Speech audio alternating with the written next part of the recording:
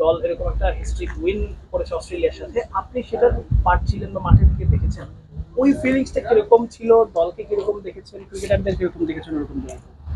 আমার খুবই ভালো লাগছে।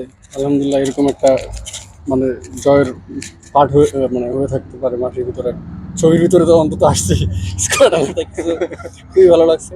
আর চেষ্টা করবো এটা আমরা ক্যারি করা, দেখা যাক কতটুকু দ্বিতীয় উপরওয়ালা টেস্টে নিয়ে খেলার যেতে জন্য পারে। আপনি কতটা প্রস্তুত? ইনজুরিতে থেকে কি নিজেকে একটু আনলাকি মনে হচ্ছে? ইনজুরি না থাকলে তো ম্যাচটা খেলতে পারতেন হয়তো। না না, আনলাকি না। আসলে যেটা হয় সেটা তো বলে কেউ হয় না। সো যেটা হয় আল্লাহর ভালোর জন্যই করে। সো আলহামদুলিল্লাহ ইনজুরির পর একটা হয়তো কিছুদিন রেস্ট পাইছি এবং কি আমি রিহ্যাব করেছি, এটা আমার জন্য বডির জন্য আরো আমার মনে করি যে আমার আরো ভালো হয়েছে। পেসারদের যখন এইভাবে ভালো করতে দেখেন আসলে মাঠ থেকে আসলে কেমন লাগে? আপনি অ্যাজ এ পেসার যখন আপনার পেসার আলাদা একটা ফ্যামিলি, তো ফ্যামিলি যখন ভালো করে তো নিজের মধ্যে কেমন ফিল হয়? মাঠে না থাকলেও ওই ফিলটা হয় যে মাঠে আছে।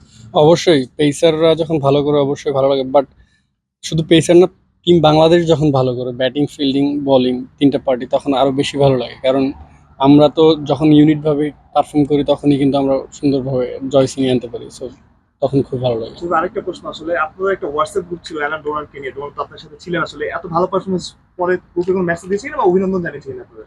হ্যাঁ, উনি পার্সোনালি এসএমএস দেয় সবাইকে। আমাকে আমি যখন আসছিলাম তখন আমাকে এসএমএস দিয়েছিলেন যে বেস্ট অফ লাক, তুমি তো ইঞ্জুরি থেকে আসছো, হয়তো নেক্সট ম্যাচ খেলবা, তোমার জন্য শুভকামনা রইল। এই শরীফুল, আপনি তো ছিলেন না প্রথম টেস্টটায়, খেলেননি, কিন্তু আপনাকে নিয়ে অনেক আলোচনা হচ্ছিল, বিশেষ করে অস্ট্রেলিয়ান যারা সাবেক ক্রিকেটার বলছিলেন যে নাহিদ রানার সাথে আপনাকেও তারা মিস করছে।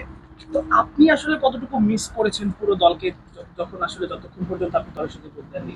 দেখেন, যেটাতে আমি টেস্টে ছিলাম না, বাট আমি বলবো না যে আমি আনলাকি, আমি হয়তো ইনজুরি হয়েছি।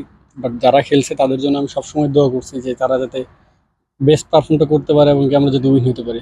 যখন আমরা ম্যাচ জিতছি, বিশ্বাস করুন আমি যেরকম বাংলাদেশের সবাই খুশি হয়েছে তার থেকে বেশি হয়তো বা আমি আরো বেশি খুশি হয়েছি।